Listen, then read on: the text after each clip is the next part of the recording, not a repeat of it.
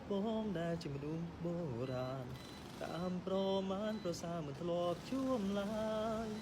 មានជុំនឿទាំងឡាយមានគ្រូរាំងសាកាយនិងគ្រូសัตว์ទៀតផងមានជុំនឿបងជាហោរាសាស្ត្រជឿជាក់ច្បាស់ជាគ្រូទាយទៀតផងបងជឿលើយល់សោះទោះមិន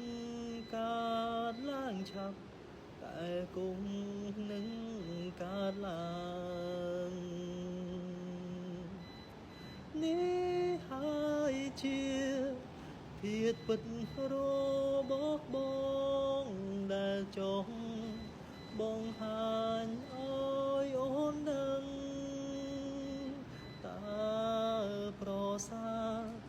អាចទទួលយករូបបងជាគូនឹង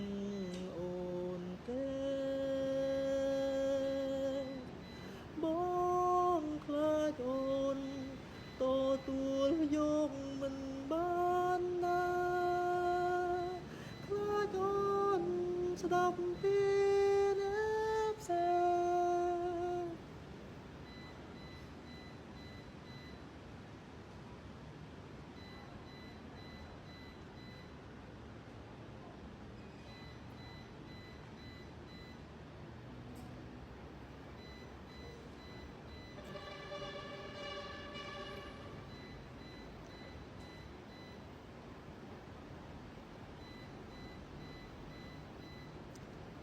មកក៏ចូលចិត្តមើលរឿងបុរាណ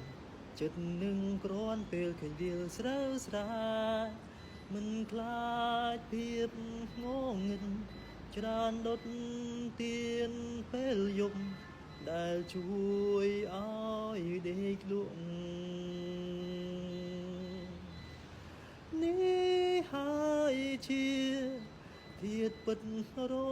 បស់បងដែលចង់បង្ហាញឲ្យអូនដឹងតើប្រសាអាចទទួលយករូបបងជាគូនឹងអូនទេ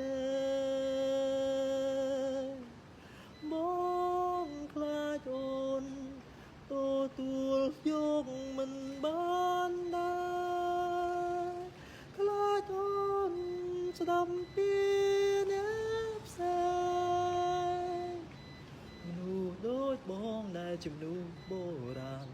តាមប្រមាណប្រសើរមិនធ្លាប់ជួបឡើយមានជុំនឿ